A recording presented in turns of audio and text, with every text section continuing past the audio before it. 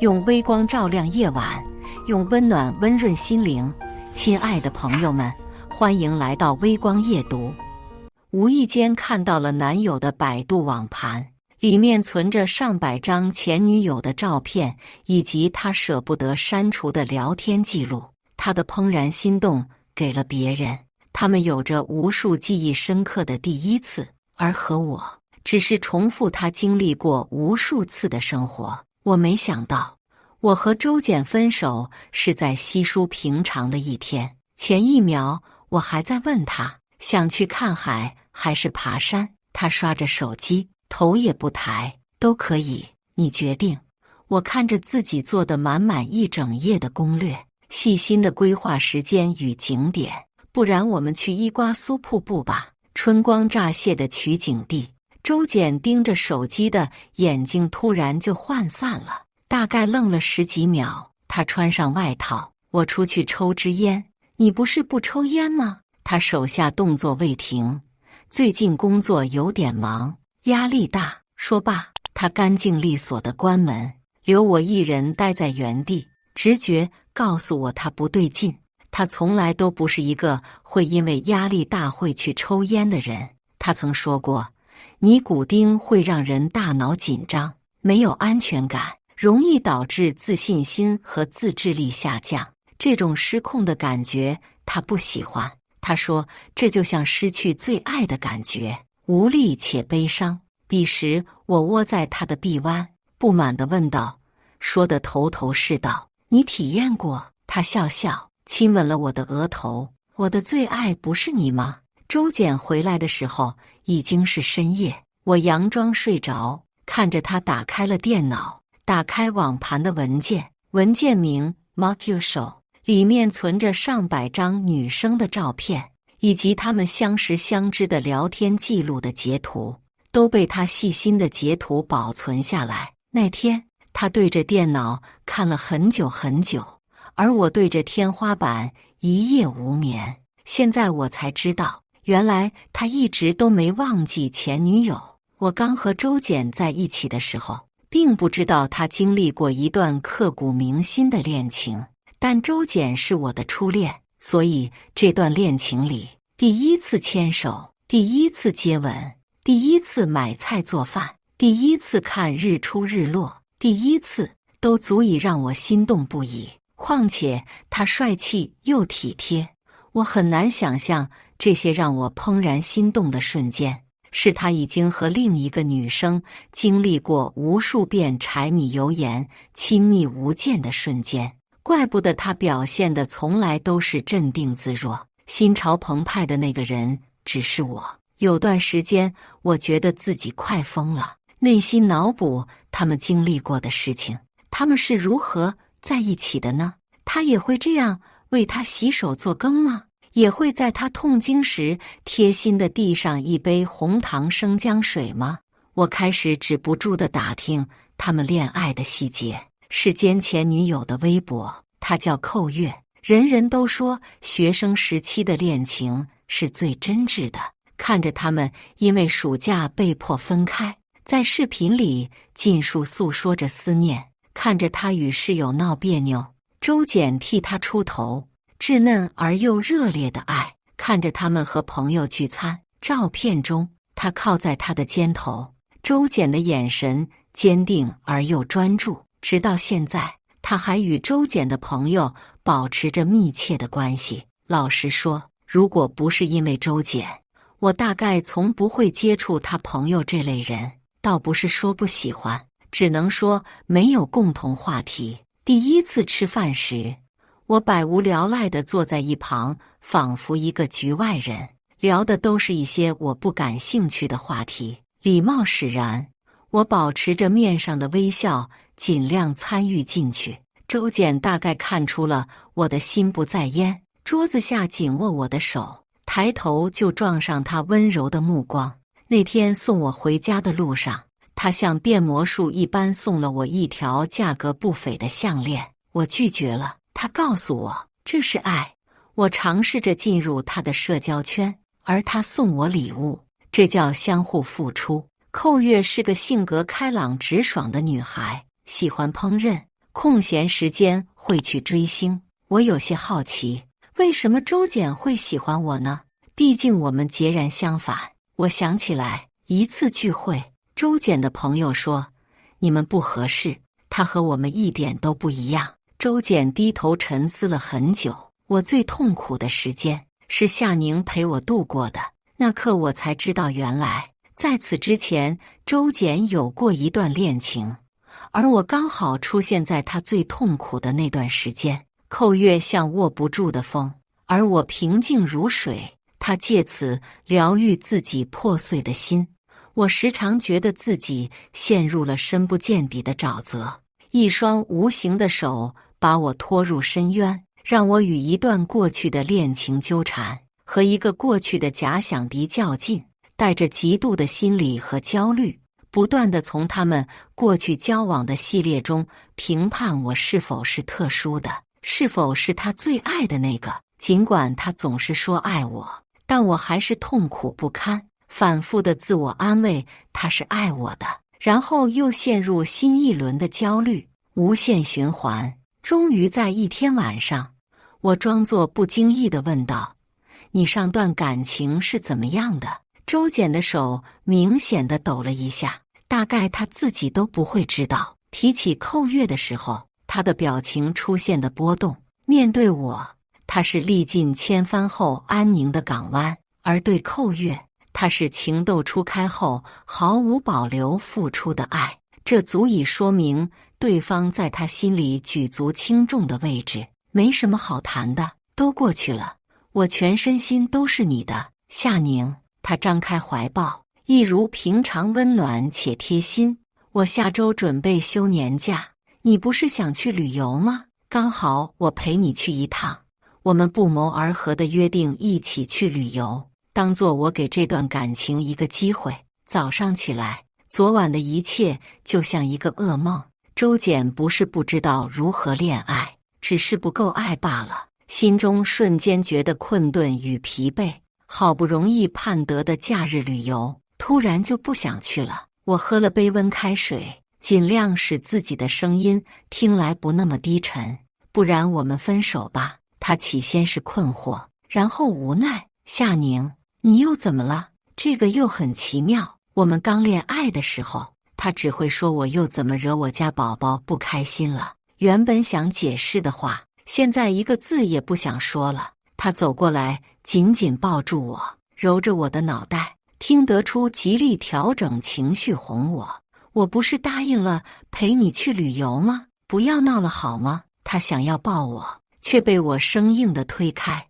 我早该明白，我们之间不是爱。每一次旅游，他从不发表任何意见，想去哪里，想吃什么，仿佛一切于他而言都无关紧要。而我埋头认真做攻略。他喜欢打篮球，于是会记得搜索附近有特别的篮球馆。他的账号收藏过海边悬崖餐厅旁的日落，我就搜索相似的地方。我们在缤纷的夏日骑电动车环岛，在悬崖绝壁处的夕阳下拥吻，在戈壁荒滩处拥抱，用热烈恣意的方式纪念我们在一起的时光。看着他开心，那些做攻略花费的时间也就值了。只是越来越多次之后，我变得力不从心。当我因为工作忙得不可开交，让他帮忙看看路线的时候，他说没事，不着急，我去哪里都可以，你决定就好。我是陪你去啊，我都无所谓。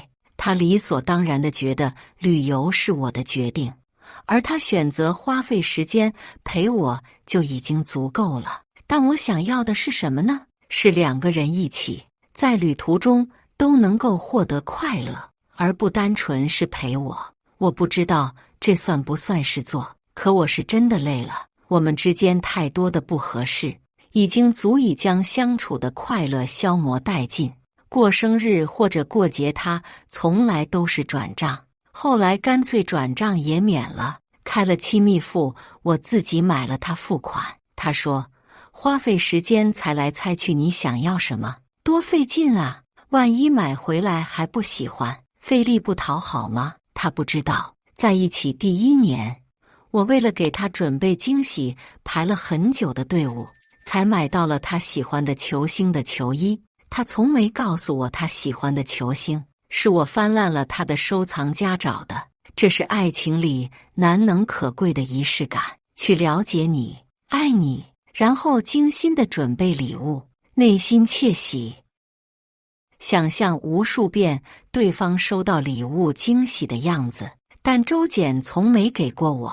朋友说，给钱不就好了，要我看你就是闲的没事。我苦笑一声，也许没人能理解我的心情。他对我很好，但却只是好而已。爱情里的那些冲动，奋不顾身，周简从来没给过我。一次情人节，我连夜坐飞机到他家楼下，一路上想象他看到我的惊喜。等到真的看见他的时候，他惊喜的表情里透出一股难以名状的落寞。那时候我以为是我看错了，现在想来，也许他想到了他们的过去。我清楚自己不想再继续这段食之无味弃之可惜的感情，提上外套，转身欲走。余光里，周简的手握成了拳，像是好不容易下定了某种决心。如果我说我以后愿意参与你的生活，了解你的喜好，你可以再给我们一个机会。所以你看，男生有时候是很清楚对方生气的原因，只是不想做罢了。我推开他的手，夏宁，你真的想好了？我没有回头，轻嗯了一声，止住眼泪，算是最后留得的体面。好，我尊重你的选择。那一刻，他的神情不是不舍，反而是松了一口。我想，大概是因为我提的分手，他那颗早已经在天平上倾斜的心得以安慰。成年人的分手有时就是如此的稀疏平常。我们开始的时候平静，结束的时候也异常的平静克制，没有挽留，没有歇斯底里的哭泣，只有我知道，我的心像是皱成了一团纸，再也捋不平整了。这个时刻，我好像清楚地认识到，周简应该是从来没爱过我，他对我好，自始至终都无关爱情。回到家，洗漱关机，我睡了有史以来最长的一个觉。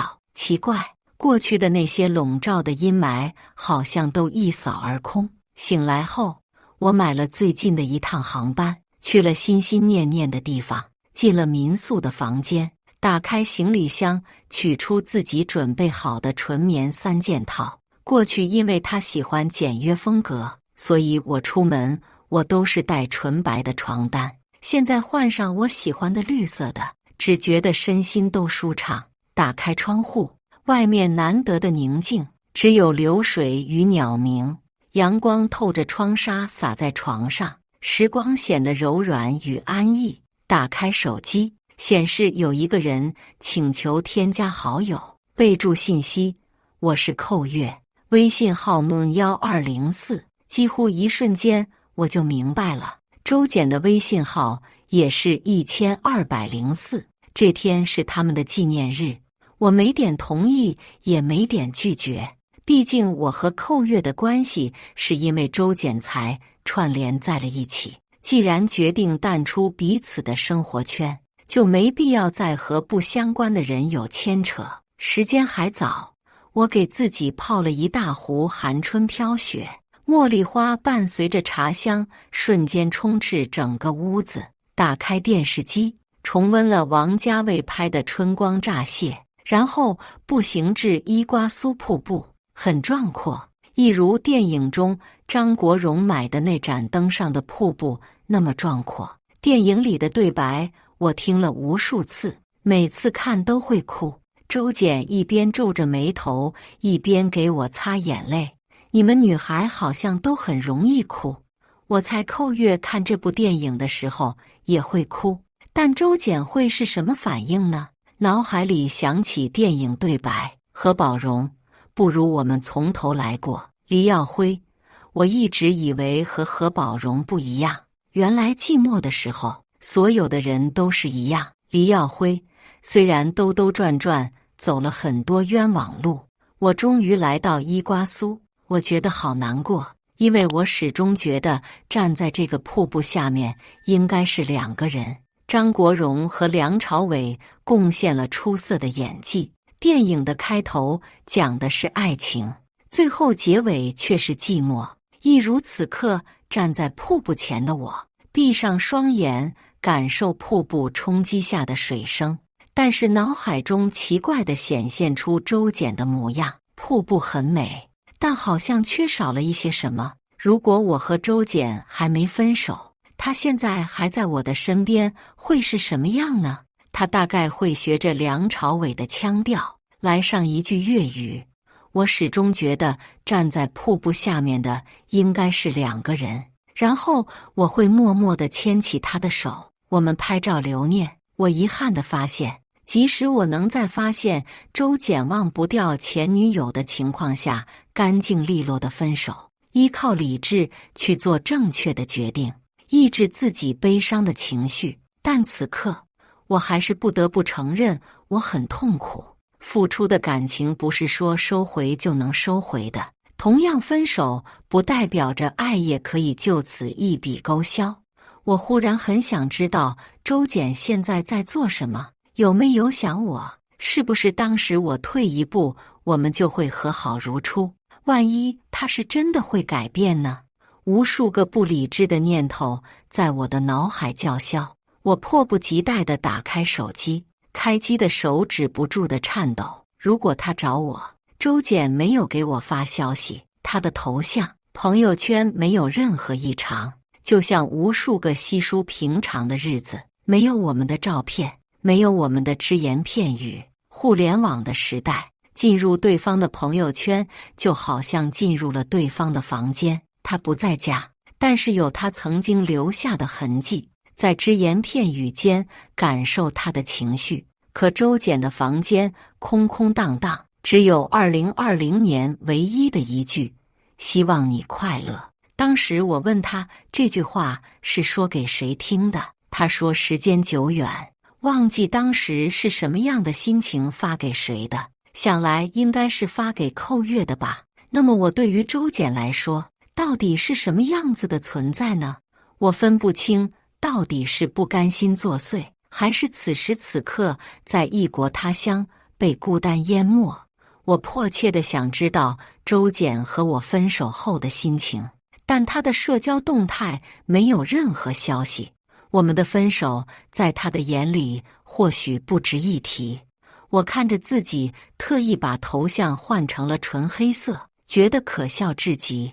我在期待什么呢？在赌气什么呢？眼泪一滴一滴地砸下来，直到我再也无法伪装。分手的阵痛戳破假性冷静，我蹲在地上，肆无忌惮地哭了起来。我只是一个普通的人失了恋，客观上逼迫自己尽快地做出正确的决定，远离对方，但主观情感上却做不到不去悲伤。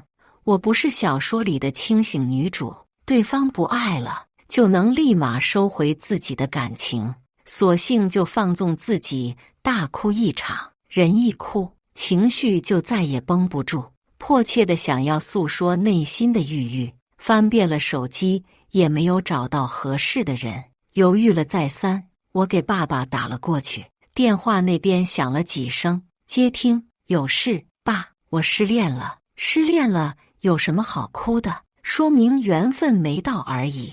爸不是跟你说过女生要自立自强吗？你自己把事业做好，自然而然就有人爱你了。爱都是有条件的吗？你想想自己身上有什么值得别人爱的？你又不会做家务，也不会做饭，人家肯定不喜欢你啊。你现在就好好工作。 CPA 你考过了没？我爸的话没有安慰到我，但是听他说话的这股烦躁感成功帮我止住了哭泣。在我爸的眼里，爱是可以等价交换的，一个人身上外在的优点给对方带来的利益都是可以被衡量，然后代换成爱。所以当他和我妈发现彼此之间没有可以继续交换的东西时，选择了离婚。我妈潇洒地离开，我爸年轻的时候心性不定又爱玩，所以我常常醒来的时候还是在舞厅，而我爸不知道去哪里喝得酩酊大醉。这种情况多了，外婆实在看不下去，把我带走。我爸也乐得清闲，于是我的童年就是在外婆家长大，那里留下了我无数的美好回忆。外婆和舅舅住在一起，舅舅有一双儿女，可是外婆从来没有区别对待过我，她不重男轻女，也不会认为我是外孙喂不熟，反而对我格外关照。外婆常常会在夜里从柜子里变出水果，那是她特意偷偷留给我的。因为生活拮据，小时候能吃一次路边摊都是梦寐以求。外婆经常会偷偷带我出去，她的钱会里3层外3层的包着，然后用别针钉在裤子上。她掏出皱巴巴的1块2块，带我吃想吃的米线。那时的米线真香啊！我推给外婆，让她也吃，她一直都说不喜欢，却会在我吃完后把汤都喝光。她也许不富有，不懂得什么大道理，但是她却把最朴实无华的爱都给了我。所以我认为爱理应是这样的，包括爱情，全身心的付出，并且心里只有一个人。但父亲告诉我不是的。初中的时候，父亲再婚了，把我接回了家里。他让我给后妈叫妈，因为不能让刚出生的弟弟以后发现家庭的异常。于是我开始改口叫妈，而不是阿姨。那时候正值时间青春期，心思敏感又细腻，总能敏锐地发觉别人对我的喜欢和不喜欢。也许是为了逃避不被爱的现实，我发现只要我多做家务，后妈就会开心，后妈开心，爸爸也会开心。他喜欢我和后妈其乐融融的样子，他觉得这是一个真正的正常的家庭，他为此自豪。于是我不停地试探，做什么大家会开心，说什么大家会开心。原来真的如爸爸所说，爱是可以交换的，讨好是能获得爱的。此外，我爸还奉行苦难教育理念，他总是喜欢给我讲谁家的孩子，姐姐抚养几个弟弟长大，父母给予的一切都要感恩。他总说爱我，一遍遍地说，我却感受不到。记得考上大学的时候，同学都换了新手机，我也想换，于是我选择去药店打工。下午刚上岗，就碰见了熟人，于是晚上回到家，我迎接的是劈头盖脸的谩骂指责。我养你这么大，供你上学，是为了让你去药店做收银，我们家就没有这种丢人的行为。你去做收银，流的就不是我们夏家的骨血。我爸喝了点酒，说话含糊不清，但是气势十足。我无法理解，打个暑假工换个手机，怎么就变成我爸嘴里的丢人的行为？他不愿意花钱给我换手机，也不愿意我出去收银。毕竟在外，我们家是开着大奔的有钱人，他认为有钱人的女儿怎么可以去收银，这是打他的脸。但他又十分推崇苦难磨砺式的教育，所以他常常告诉我，我小时候一个5毛的气球就能开心很久很久。你的手机是不能用吗？我没办法向他解释，我的手机已经落后到不能运行一款游戏，因为换来的绝对是他更严厉的批评，指责我玩游戏。他的观念里，我应该把所有时间都花费在学习以及做家务，不会做家务，未来在婆家会吃苦。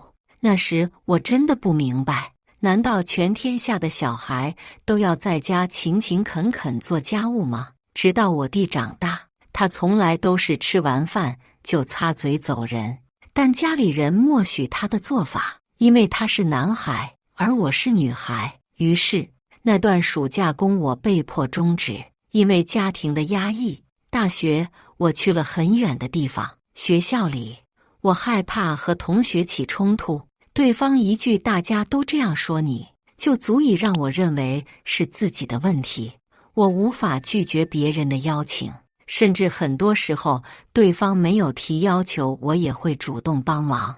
长大后我才知道，这叫回避型人格，因为过早地察觉他人的喜好，却又因为心智不够成熟，无法承担外界的目光以及评价，努力地讨好别人。直到我遇到了周简，那时公司有一个新来的男同事叫谢瑞智，时常会给大家点奶茶，其实是为了追同组的女生，出于工作关系追不到被拒绝尴尬的缘故，所以常常借着给大家买奶茶的由头追那个女生，很多时候殷勤的过头。后来他就会拜托我递交东西，因为我是一个不会拒绝别人请求的人。虽然我很讨厌自己这样，但是我真的说不出口拒绝，因为不知道如何处理对方失望的样子。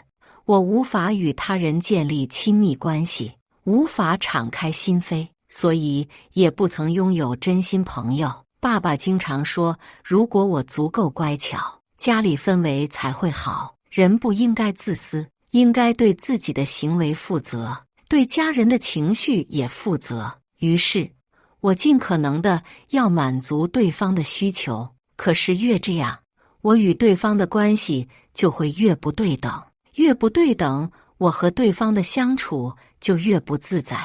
我在这种状态下恶性循环。一天晚上回公司取电脑的我，撞见了谢瑞智被拒绝。女生直截了当地表明对谢瑞智的不喜欢，他的行为造成了自己的困扰。原来拒绝可以这么简单说出口，甚至不需要给出一个理由。我好羡慕，但我却做不到。谢瑞智脸色少有的低沉，他显然是没想到这个点还有人在公司。他有些自嘲地笑了笑，我这人应该挺招人烦的吧？我的讨好雷达瞬间作响，我无法面对他人消极的情绪，无法处理这样的状况。出于本能安慰道：没有，你很好，你真的这样觉得吗？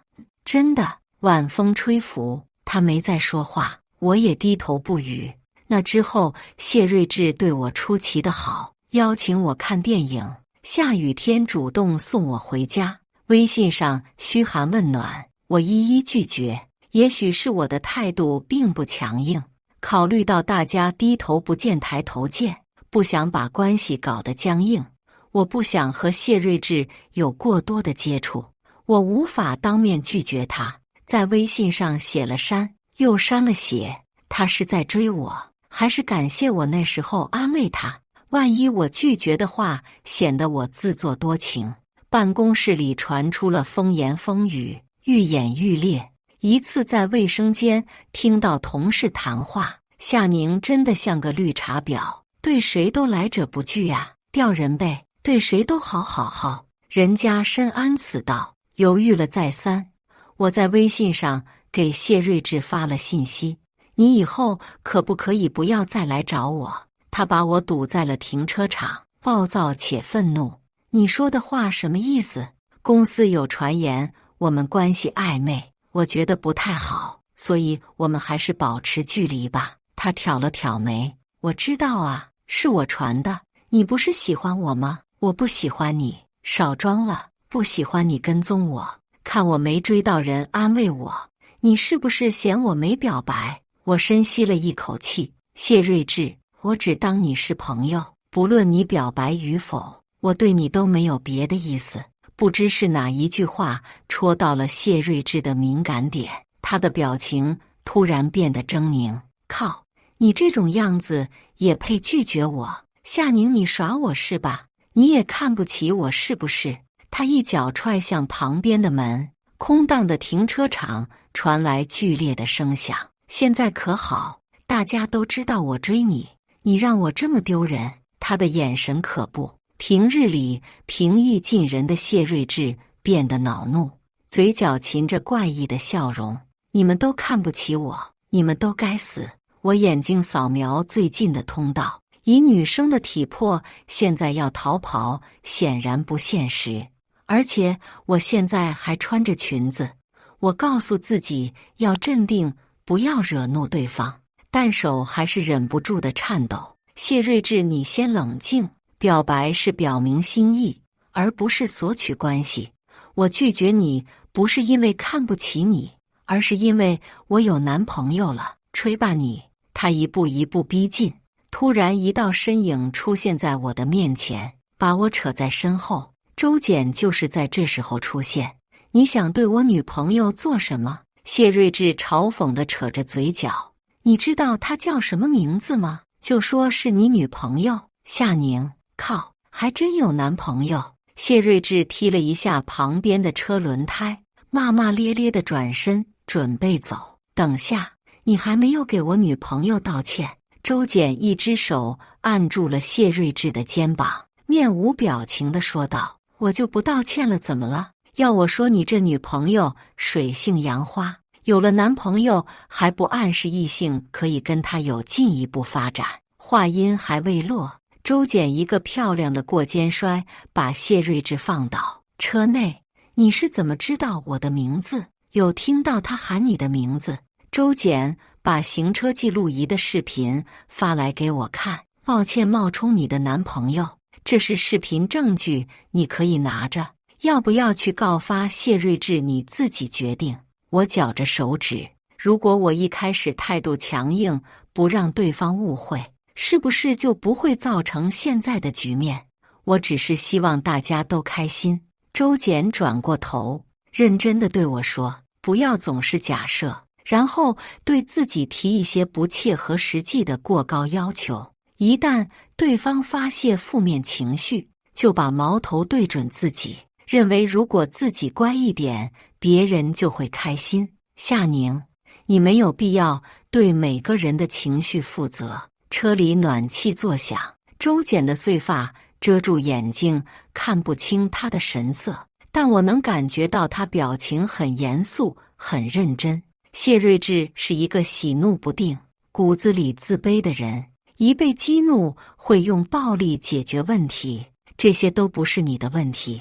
从来都没有人对我说过不需要对别人的情绪负责。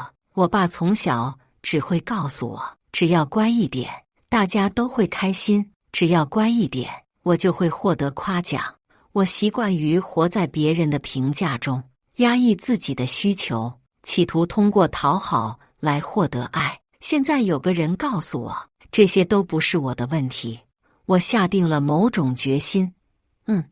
我明天会去告发他。周简沉默了一下，开口道：夏宁，我想要提醒你，不见得你去举报，所有人都会站在你这边，依然会有人像谢睿智那样认为是你的问题，但你不要因为外界的评价而动摇。活在别人的目光中太累了，遇到谢睿智这样的人，不需要多说，给他一记过肩摔。我扑哧地笑出声。像你一样吗？对，如周简所说，谢睿智被开除，可是公司依然有人背地里议论我，但我不会再被困扰，在不去讨好别人的日子里，我充满了生命的欢愉。我学着拥有被人讨厌的勇气，也拥有了知心的朋友。他们提起从前会说，夏宁，你现在才像个活人啊，以前表面对谁都好，又和谁都不交心，假的要死。我笑笑不语，搅拌着杯中的冰块，看着楼下打着伞的周简，他眼角温柔。后来，周简教会了我很多，他告诉我爱是神圣的。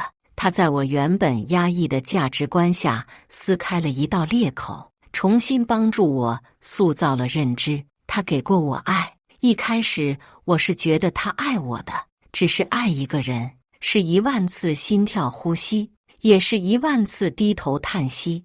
我不能赞同朋友说的周简在生日给钱就好了，我认同爸爸说的要自立自强，但是我努力的前提不是为了获得爱，为了交换爱，而是为了有选择的权利。金钱也好，物质也好，我自己可以给自己，这是我给予自己在感情里不依附他人，可以随时离开的底气，但绝不是对方爱我的条件。爱一定要是唯一的、自发的。周简教会了我爱，却无法给我想要的。伊瓜苏瀑布前，我蹲在角落的时候，一双略粗糙的手递给我一张纸巾，我眼泪鼻涕都挂在脸上，抬头就对上了扣月星星一般的目光。这是我见过最充满温暖的一双眼睛。我最见不得女孩子哭了，何况还是这么漂亮的。我没想到我和扣月的第一句对话是这样的开端。一瞬间，我以为自己出现了幻觉。我怎么会在南半球的东南部遇到了男朋友的前任？简直是荒唐！老天爷简直在捉弄我。这样想着，我没客气，接过纸巾用了起来。我是周简的前女友。他听到后眨了眨眼，狡黠一笑。那又怎样？扣月在一旁好像很兴奋，张开双臂感受湍急的水流飞溅起的水雾，魔鬼咽喉处亮起一道彩虹。扣月兴奋地大呼小叫：“你快看呀，彩虹！”他披着荧光绿的雨衣，在一众透明雨衣的路人里显得格外特别又扎眼。莫名其妙的，我就想给他拍一张照，然后我就这样做了。扣月仿佛自来熟一样，抓着我的手就冲进栈道。水雾伴着彩虹，一切显得梦幻且不真实。我们肆无忌惮地奔跑。伊瓜苏瀑布大大小小共有270多条瀑布，水雾缭绕，步行在其中就像在暴雨中会浑身湿透。扣月不管不顾，仰头在雨中肆意地转着圈。他把一个耳机分给我，里面是春光乍泄的背景乐。原来他也喜欢这部电影。我不知道怎么形容这种感觉。异国他乡，前男友的前女友出现在我心心念念的地方，和我一起听我喜欢电影的歌曲。扣月是个能量很高的人，我总是忍不住偷偷看他。他告诉我，民宿老板告诉他有一个中国女生也预定了，所以就添加了我的微信。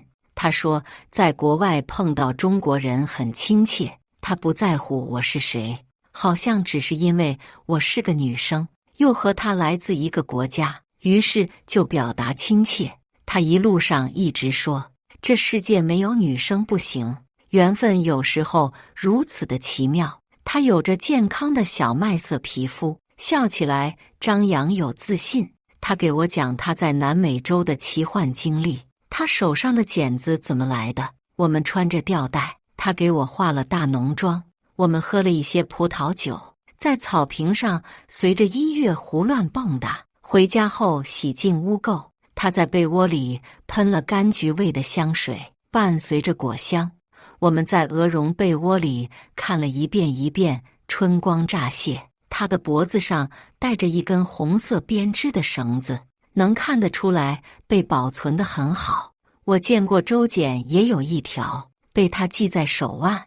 我不禁好奇地问道，你们为什么分手？扣月抿了下嘴唇，这个习惯周简也有。我一直认为，一个值得被爱的人，或者因为外在，或者是才华、性格，总之得有一个被喜欢的闪光点。可是我想起他，全是他对我的好。有一天，我看到一段话，当那个人真正出现的时候，我真的做好准备了吗？她漂亮、体贴，和我性格互补，包容我的一切，对我专一，照顾我的所有情绪，能陪我面对未来的所有风风雨雨。当我复盘这一切我所罗列的理想爱情，我猛然发现，这并非在渴望爱情本身，而是渴望被爱罢了，追寻一个符合我所有幻想，却又无条件、无期限对我好的工具人而已。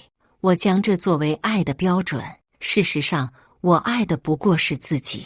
我只是一个寻找能替自己，甚至比自己更爱我的人。我猛然惊醒，或许我爱的并不是周简，我们如此的不同。我渴望自由自在，无拘无束的生活，他却沉溺于安稳。他对我很好，只是我不爱他。爱有时只是一种感觉，我说不出来，但我确实不爱他。所以，这就是周简和我在一起的原因吗？我和他是如此的相同，却又因为相似而缺少新鲜感。人与人因为不同而吸引，又因为不同而无法磨合。月光洒下，寇月的眼睛明亮。分手后，我很肯定，我想要的生活是居无定所的，每天都会认识新的人，有新的风景。夏宁，短短的一生，我不想拘泥于爱，也不想活在世俗定义的幸福当中。你能懂我吗？我大概能明白。窗外雨点敲窗，夏虫韵唱，这一刻的寇月好美。我好像明白了周简为什么会忘不掉他。我没办法去讨厌周简，因为他确实努力给过我爱，只是结果不尽如人意罢了。但周简给予过我的那些力量、温暖都不是假的，它终将以另外一种形式存在于我的脑海中。那些温柔的伤口都将变成甜美的结果，让我更成熟。临走前，寇月带我去看了 Taylor Swift 的 The Eras Tour 巡回电影。他说他向往 Taylor 做不被定义的女生。人群欢呼中，我不知为何落泪。故事完，接下来是我们本期第2个故事。男人提起裤子，算盘敲得明明白白，却总有些天真的女人指望上位做正房。我不记得这是找上门的第几个女人，但她是最聪明的一个。女人坐在对面，梁泽说想娶我，但你不同意离婚。梁泽是我的老公，但也只是名义上的而已。我微微抬头看她，女人被我盯得有些不自在，不断喝着咖啡。既然没有爱了，不如放她走。我看到女人的手上有一枚戒指，很朴素的款式，大约是她耳钉价值的1/3，而这对耳钉曾经出现在梁泽的消费记录里。我将手顺着桌子伸到她面前，亮闪闪的美甲被一颗更闪的钻石比了下去。姑娘，离了婚，我这钻就要分成2半了，换做你，舍得吗？我语气淡淡的，进一步推波助澜。而且，你宁可要一个吃了药也只能坚持10分钟的老男人，也不肯回头吗？何晴抬头，短暂震惊后马上又恢复平静。确实，我和梁泽已经超过5年没有夫妻生活，可我不但知道他不行，还能断定不久的将来他会彻底丧失这项功能。姑娘，你有体面的工作，看起来不错的婚姻，如果我没猜错，孩子应该不大。为了这么个男人，不值得。我的语气不容置疑，虽然不了解对面的女人，但我清楚自己的老公。果然，他皱了皱眉。你知道我将身体靠回沙发，不置可否。梁泽色胆包天，但又不想因此丢了工作，所以那些懂事的已婚少妇变成了他的目标，或许以钱财，或许以权力，愿者上钩。晚上梁泽加班回家已是半夜。老婆，你知道的，我最受不了这些野女人掏心掏肺地对我好。梁泽轻佻的声音传来，我胃内一阵翻滚。他选择他们，无非是为了好脱身。就算怀孕，绝大多数女人都会选择结婚证上的那个男人做接盘侠。据他所说，何晴已经提出离婚，甚至打算不要孩子，只为能给梁泽生一个自己的孩子。这些都让梁泽非常害怕。听他绘声绘色的讲述，我心里一阵冷笑。他显然低估了这个女人，何晴绝非他嘴里说的那么蠢。他目的明确，演技精湛，见好就收。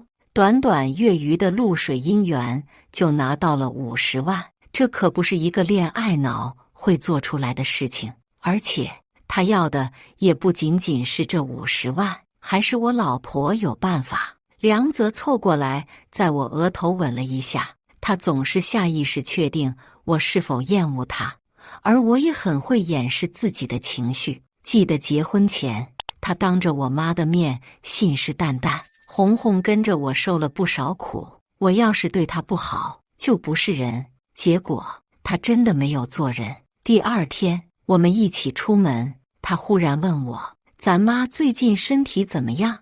我下意识藏了藏大衣里的黑袖章：“挺好的，哪天你有空了去看看吧。”他随口应付，看起来成功甩掉旧爱，让他心情不错。我知道他不会去的。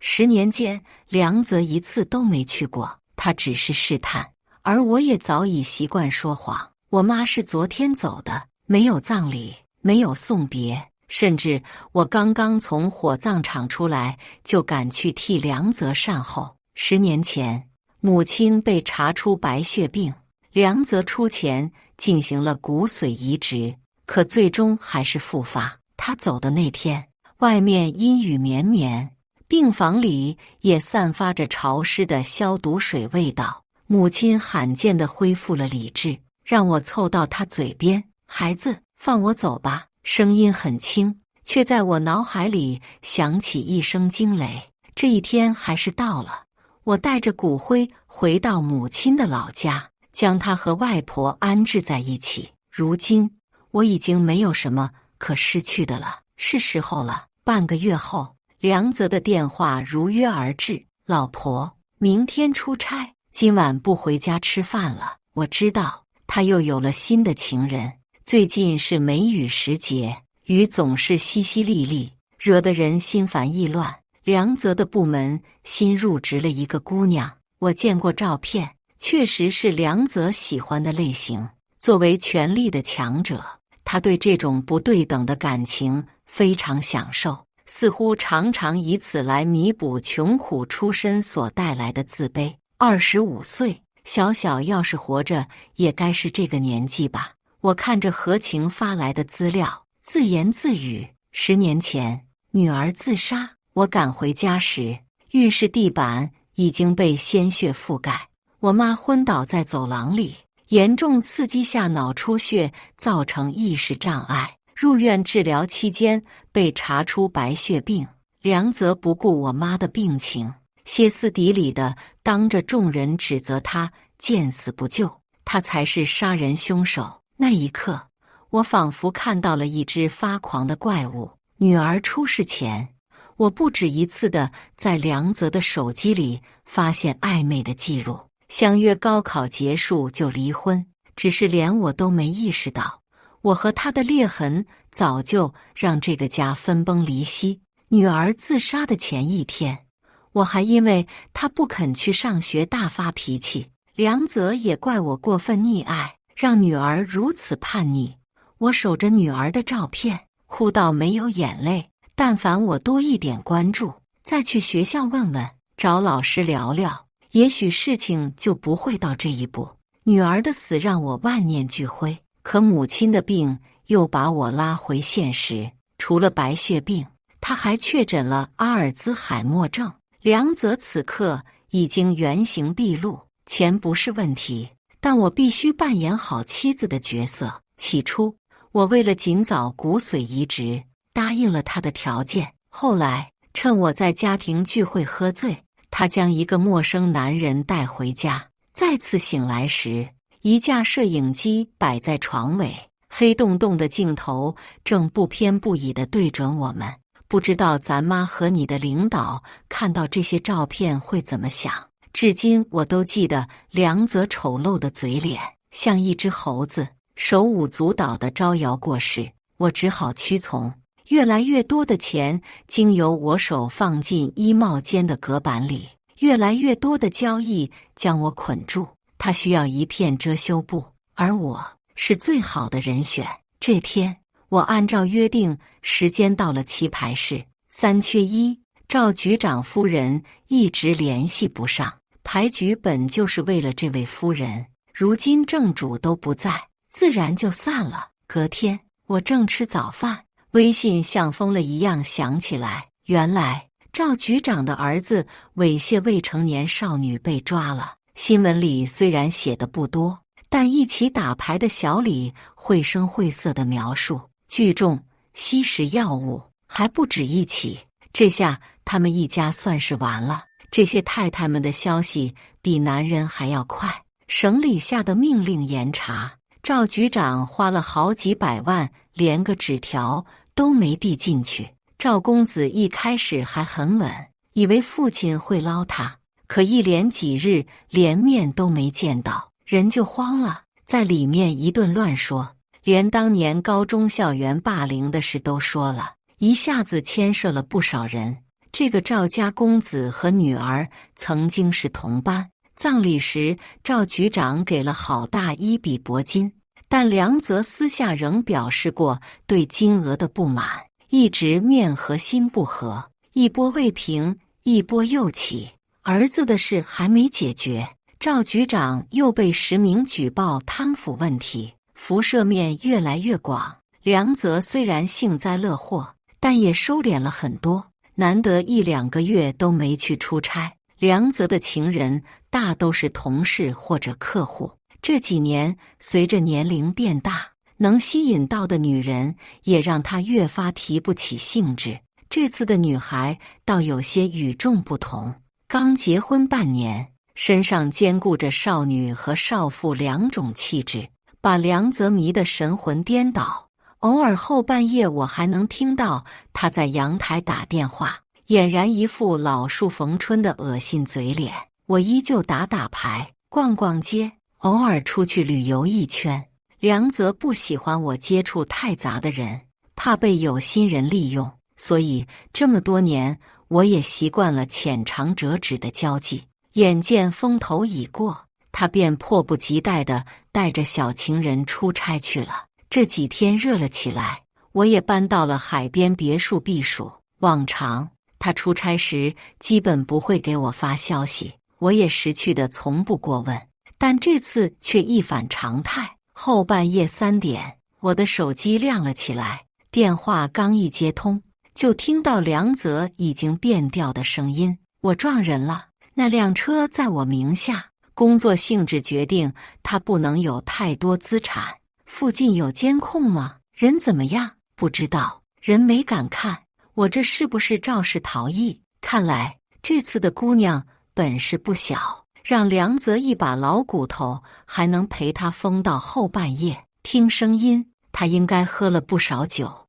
我本想隔天去找他，但很快就有信息传来，说他已经解决了。此时已临近中午，刚准备放下手机回去补觉，就有人发来3缺1的消息。炎热的天气让人烦躁，我借口母亲去世，外出散心，将他们打发了。接到梁泽死讯时，我正在和几位夫人打牌。你说你也真是可怜，刚送走亲妈，丈夫又没了。别怪姐姐说话直，这么个男人没了就没了，不值得为他伤心。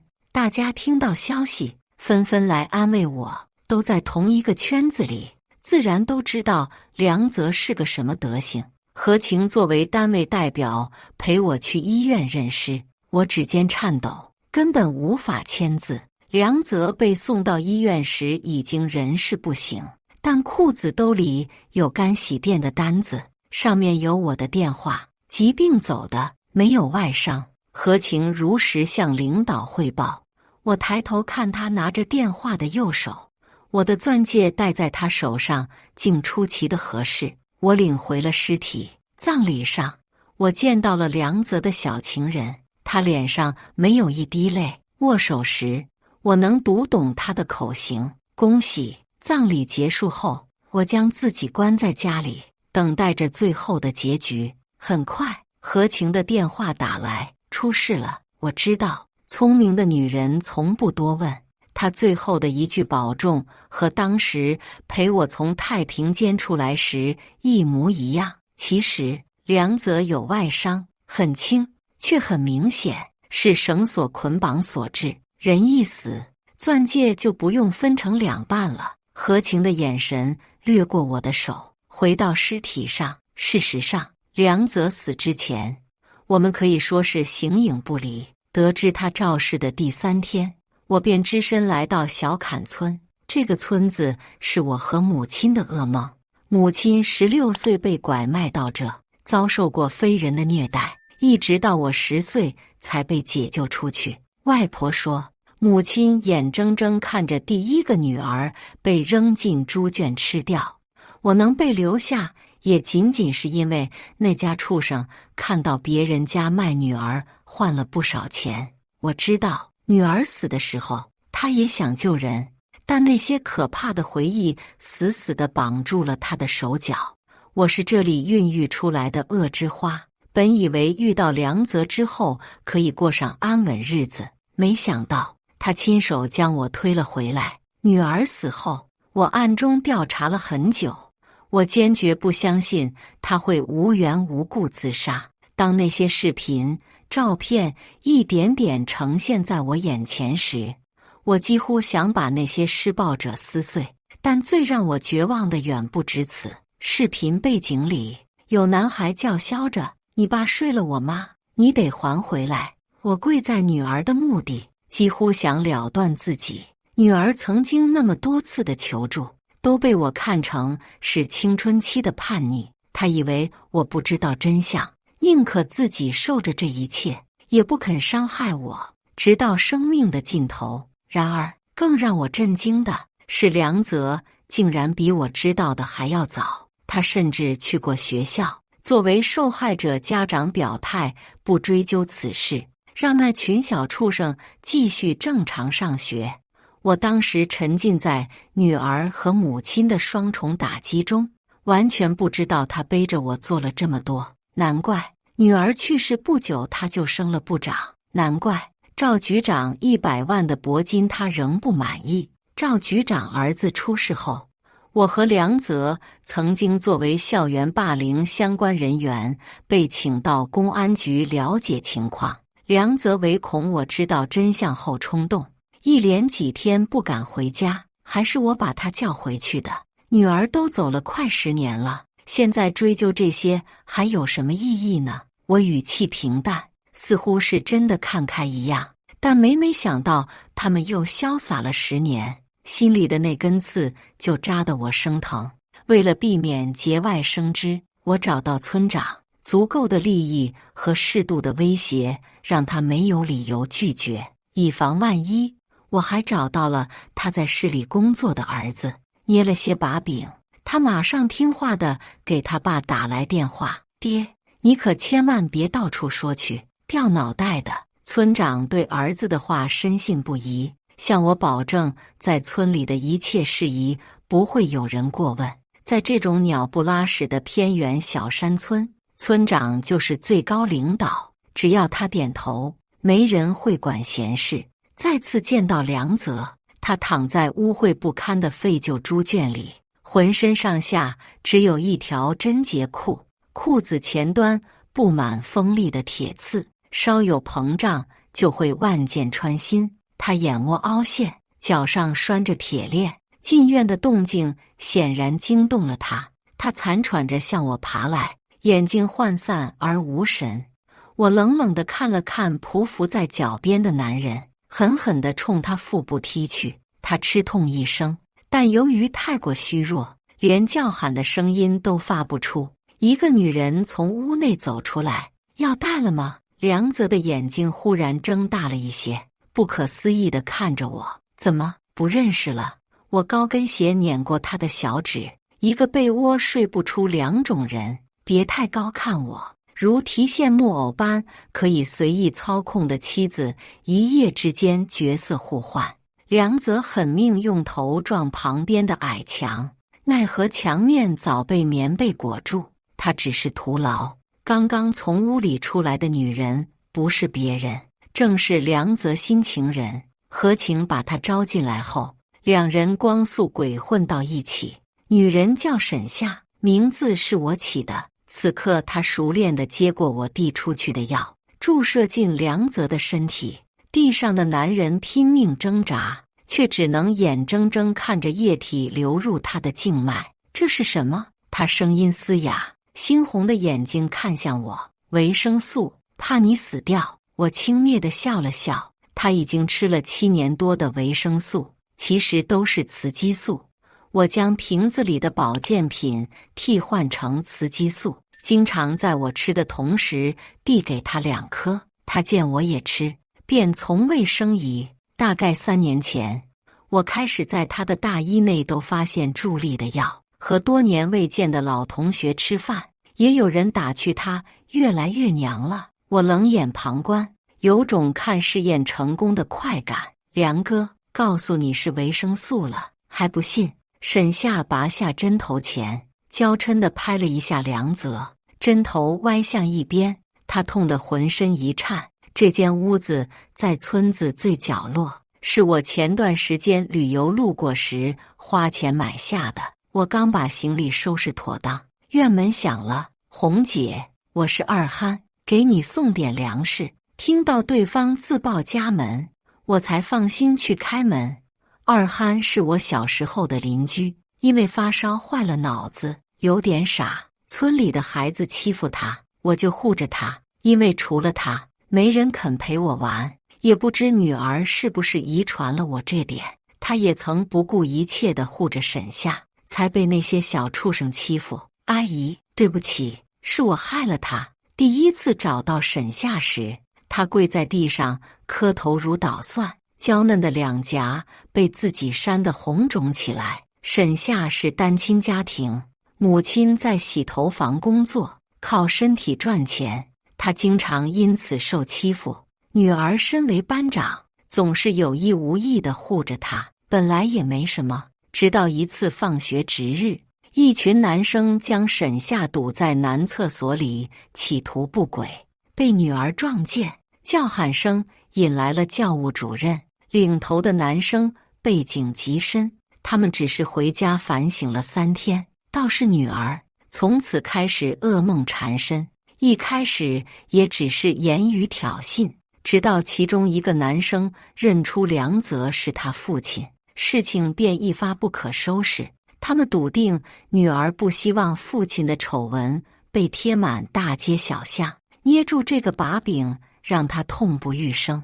沈夏和女儿不止一次地找到班主任，但他认为这是同学之间正常摩擦，屡次将他们搪塞回去，甚至以成绩下滑严重为由罢免了女儿的班长职务。梁小小到后面一直把我往外推。沈夏哭着说，女儿怕连累别人，后面开始独来独往。案子发生后，甚至先有人还记得沈夏这个人。我让二憨把粮食放好，沈夏利落地开始做饭。我走之前去看了看你妈。听到我的话，沈夏切菜的手悬在空中，半天才连同眼泪一起落下。沈夏母亲前几年查出了艾滋，瞒着我们不让知道，还自作主张去勾引了女儿原来的班主任。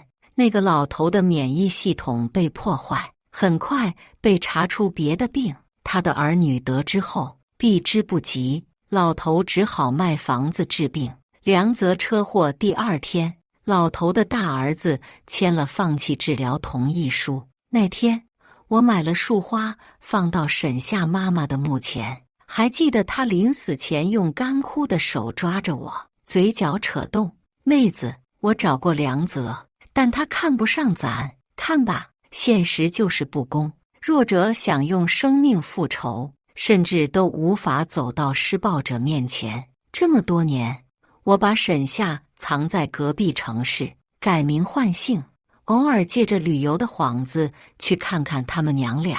除了母亲，他俩倒成了我在这个世界上的亲人。沈夏本来是个挺柔弱的姑娘，转校后，她偷摸去学了跆拳道，大专报的护理专业。我眼看着她越来越强大，可以保护、照顾妈妈，这本来是件挺欣慰的事。可没想到，2年前，这丫头差点酿成大祸。我在监视当年几个当事人的时候，正好撞见沈夏。我从未见过她那般凶狠的眼神，下意识扯过她的包，果然里面有把匕首。你有想过杀了他，你怎么办吗？我气得胸口疼，却想不出任何责怪的话。孩子只是想报仇啊，20出头的小姑娘，哪有那么多钱和人脉扳倒一个个大人物？我有计划，你配合我。为了稳住他，我只好假意哄骗，可谁成想，竟一语成谶。我花钱送他去了一家非常高端的疗养院，赵局长的母亲是院内的高级客户。沈夏趁着上门为老太太护理的空档，溜进赵公子的房间，拿到了他的聊天记录。聊天记录里的每个女孩我都联系过，以招募主播的名义见过几个，但不出我所料，没有人愿意起诉，没有女孩愿意将自己的伤痕暴露在大庭广众，供他人评判。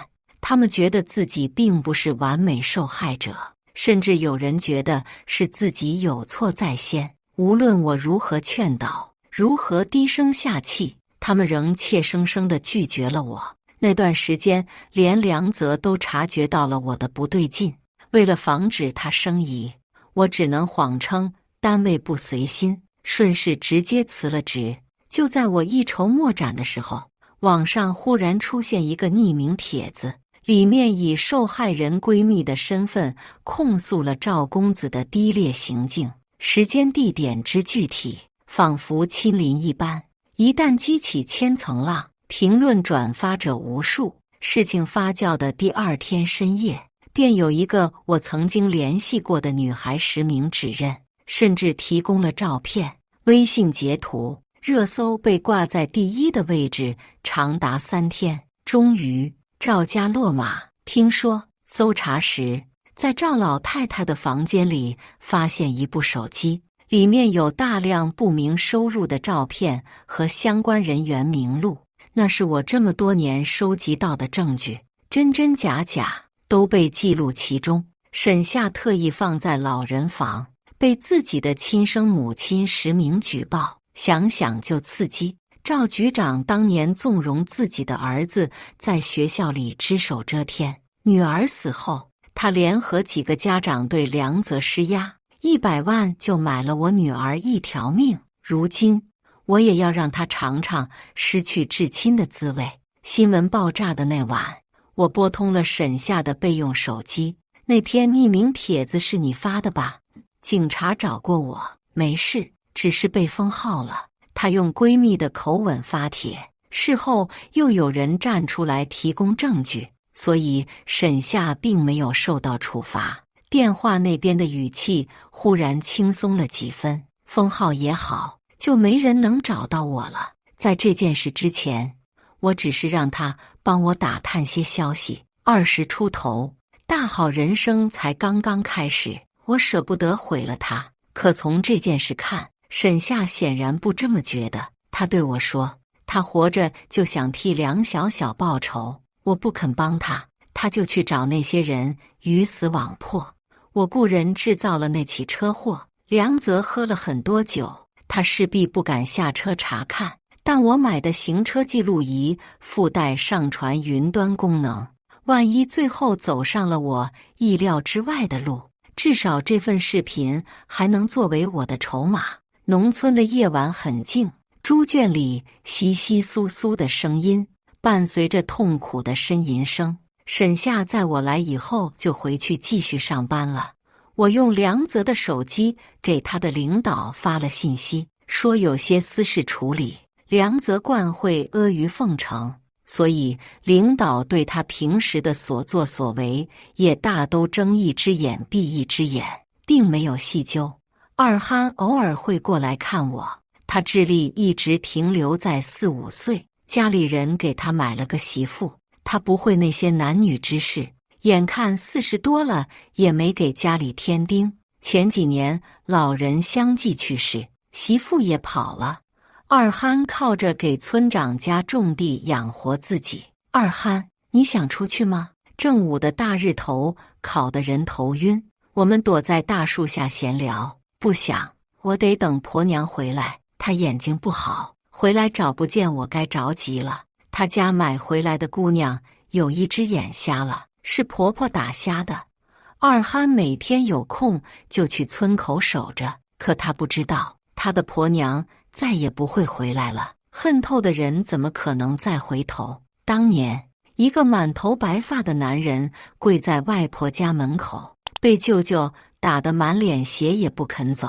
那是我血缘上的父亲。母亲被吓得精神崩溃，大把大把地薅着头发。我哭喊着从屋里拿着锄头抡向他，让他滚。他骂我白眼狼。我张牙舞爪地拿着菜刀在后面追。那晚，外婆抱着我哭，好好的闺女逼成了疯子，好好的孙女逼成了阎王。梁泽并不知道我这段过往，他只认为我与他一样，是穷人家出身，能吃苦，能容忍。殊不知，他婚后对我做的那些，我小时候就见过了，只是他不该得寸进尺，作茧自缚，拖何晴和沈夏的功劳。真正找到梁泽头上的工作并不多，再加上他和领导请了假，消失几天，也并没有人发现端倪。又是一天正午，梁泽的手机收到消息：我到了，你在哪？我关掉手机，黑色的屏幕映出我阴沉的脸，倒是和小时候的自己有些相像。发消息的人就是当年凌辱女儿的男生母亲，叫张敏，也是梁泽一直的情人。一开始，两人的关系很单纯，狗男女各取所需。可女儿自杀的事让张敏不得不求到奸夫头上，可想而知，梁泽怎么可能只要那些鱼水之欢？张敏为了儿子的前程，转身投奔了更大的靠山，不但为梁泽驳了一个部长，还给自己找了一个新老公。这么多年，两人狼狈为奸，被窝里发展出来的坚固情感逐渐延伸到名利场，捆绑在一起的利益也越来越多。我利用梁泽以前发过的语音剪辑好，将张敏约到离村子不远的一处废弃景区。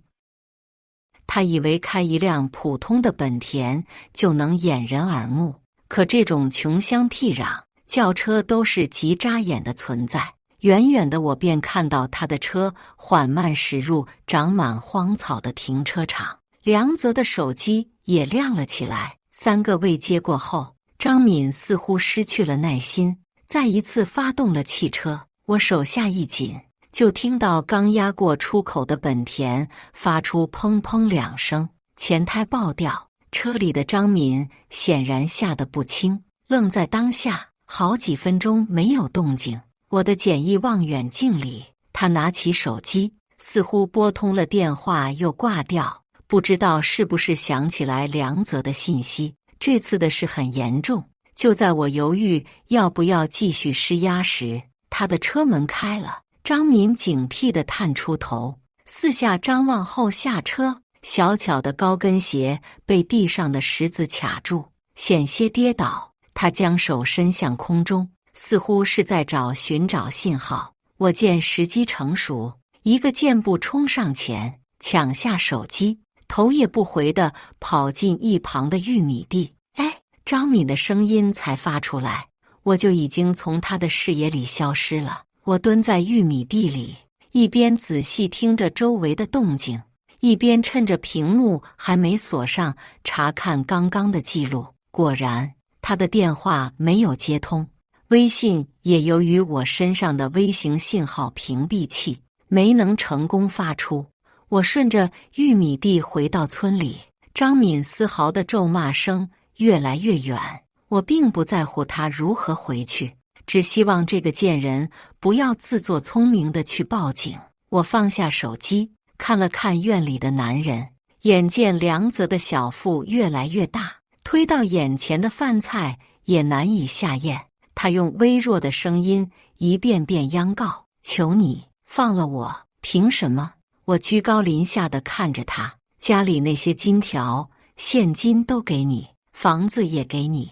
他努力用手撑着身体，勉强说完，就再次趴在地上。我歪头看着他可笑的模样，你不觉得作为遗产更稳妥吗？我亲爱的老公，他他颤抖着张开嘴，想拼尽全力过来抓我，却被一旁的铁链狠狠绊住。这就受不了了。当年拿亲生闺女换前途的魄力呢？拿照片威胁我的狠劲呢？我一脚踢翻了食盆。梁泽，我辛辛苦苦怀胎10月生下小小，那是我的女儿，轮得到你做主拿她换前途？就算你死了，也赎不了自己的罪，烂命一条，你不配。他断断续续地发出嘶哑的声音，杀了我，你也得赔命，赔命，为你这种人赔命。放心，你死了以后，我一定长命百岁，帮你把钱都花了。梁泽还想继续说，但腹部的疼痛让再次蜷缩成一团。他曾经术后常沾连，医生嘱咐过以后吃饭不要囫囵吞枣。前几日我接连给他塞下整颗的咸蛋黄，看症状大概是诱发了肠梗阻。他已经从初期的呕吐、腹痛，逐渐开始腹部膨胀，宛若一个怀孕的男人。我将衣服扔给他，松开身上的绳索，任由他一点点往外爬。除了最初3天他会疯狂挣扎，脚腕处有些磨损的痕迹，后面几天在安眠药的作用下，链子也是不时之需。近10天的饥饿和精神折磨，让这个本就外强中干的男人几乎分不清现实和梦境。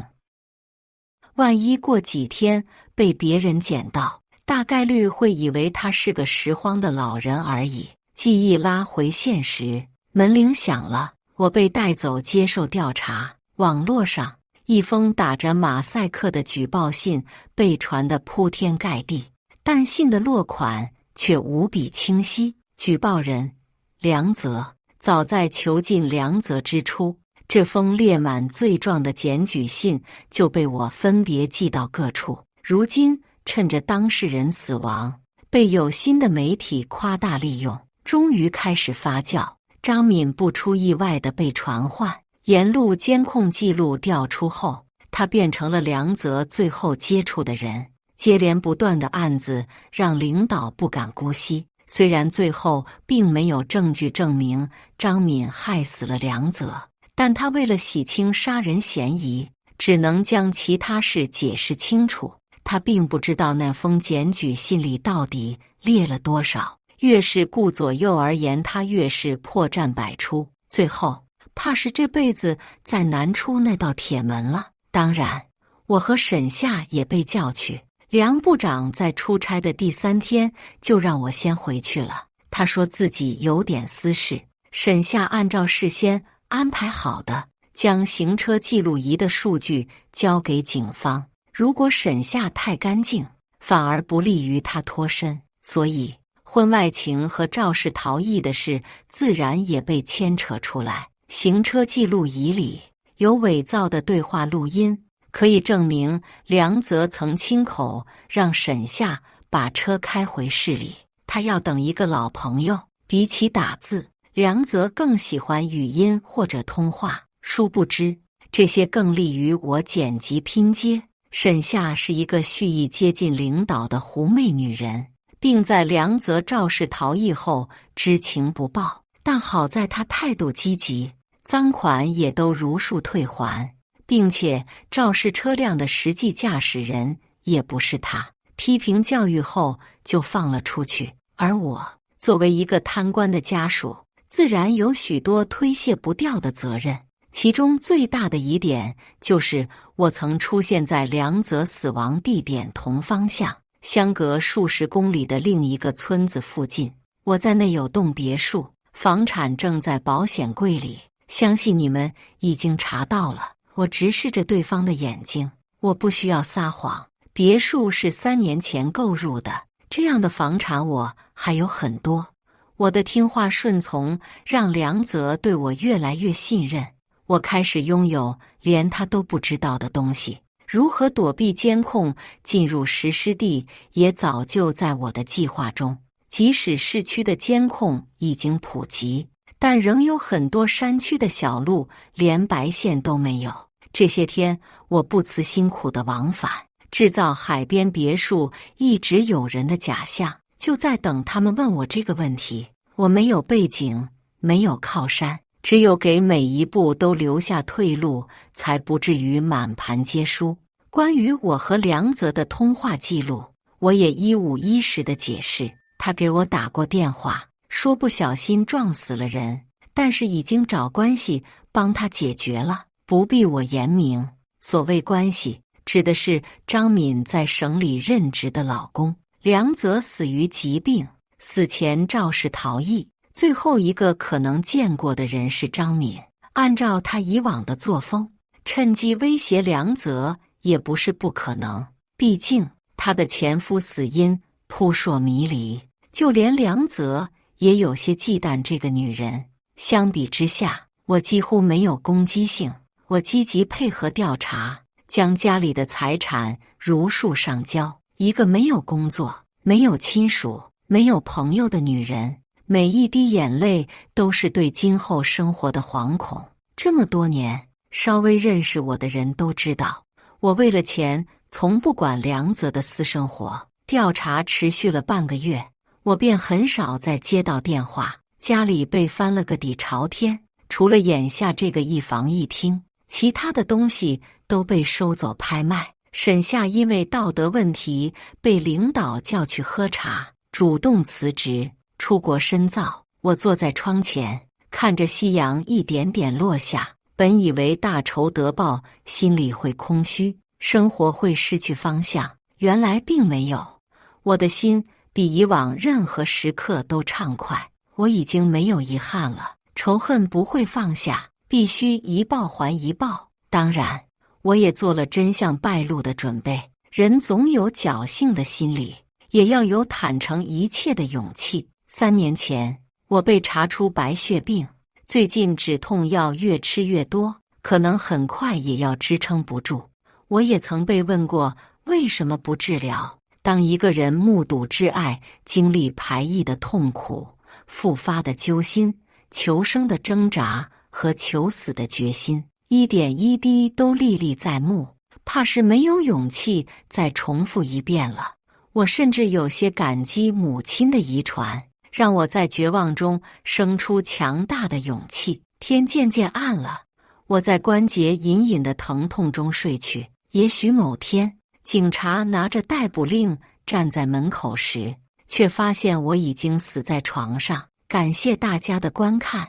本期影片大家觉得是第1个故事精彩，还是第2个故事精彩呢？欢迎大家在下方评论区讨论。如果你喜欢这类故事，记得点击订阅微光夜读，并分享给更多的人，这会对我帮助很大。再次感谢大家的观看。